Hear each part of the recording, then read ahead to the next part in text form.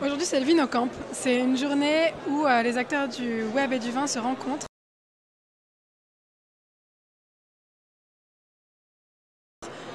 se retrouvent pour discuter. Et donc, c'est un moment privilégié pour créer du réel à partir du virtuel. Et je pense qu'en créant ce genre d'événement, ensuite, quand on va retourner chez nous derrière notre écran, ça va aller plus vite, les connexions vont se faire plus rapidement, les partenariats aussi, et la conversation va avoir plus de valeur. L'histoire du Vinocamp, alors là c'est la 3e édition du Vinocamp.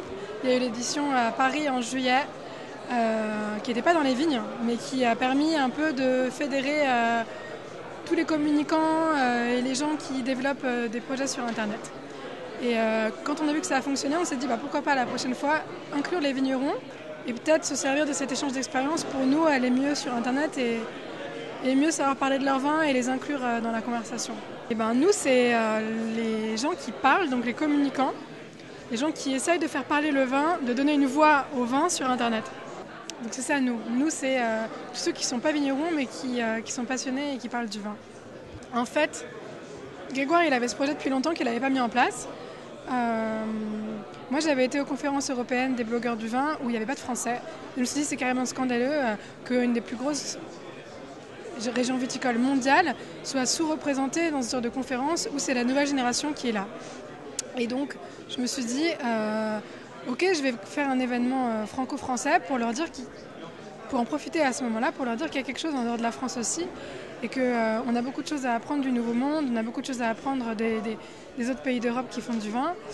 Et donc voilà, donc, comme ça a bien marché, ça se reproduit. Ça se reproduit quoi. Grégoire et moi, ça a marché parce que Grégoire, il est très technique. Il sait mettre un Wi-Fi dans une CCI. Il sait créer un site internet. Je suis blogueuse, donc je représente une autre image que lui qui est plus tech, qui est plus dans le côté art de la chose et moi dans le côté plus léger, quoi. Il y a une trame directrice au début du Vinocamp avec 4 ateliers prédéfinis par des gens qui s'y connaissent bien et qui savent déjà de quoi ils ont envie de parler. Et les participants peuvent se raccrocher à ces ateliers prédéfinis. Mais il y a aussi des ateliers qui se font sur le vif.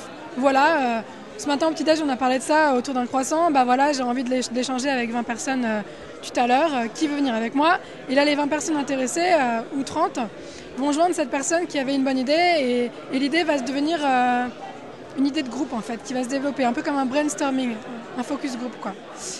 Et voilà, donc ça permet d'échanger plus que pendant une conférence et de poser les questions dès la première minute et d'apporter de la valeur. Ensuite, il y a les moments entre chaque où il y a les pauses café, les déjeuners, les dégustations comme maintenant, ou le dîner ce soir, qui sont encore des temps informels qui permettent de créer de la synergie et des nouvelles amitiés. Le thème des Vinocamp, c'est le vin et les réseaux sociaux. Donc on parle vraiment de Internet, les réseaux sociaux et le vin et comment les lier tous les trois, quoi. Là, c'est le moment que tout le monde attend depuis ce matin, c'est la dégustation avec le vin des vignerons qui sont venus. Mon vin aussi parce que mon père est vigneron. Et le vin des sponsors qui sont vignerons ou pas et qui ont financé l'événement.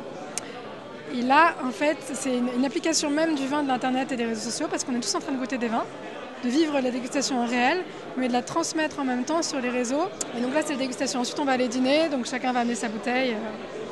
Voilà. Et demain, on va dans les vignes. On va voir au Vineyards, Ryan O'Connell chez lui, qui est un vigneron blogueur assez connu et qui se débrouille très bien sur Internet. Et on va goûter les vins des outsiders du Languedoc. Donc c'est encore un moment phare où, c'est bien d'être sur Internet dans le virtuel, mais il y a le réel. Et le réel, c'est cette journée du dimanche.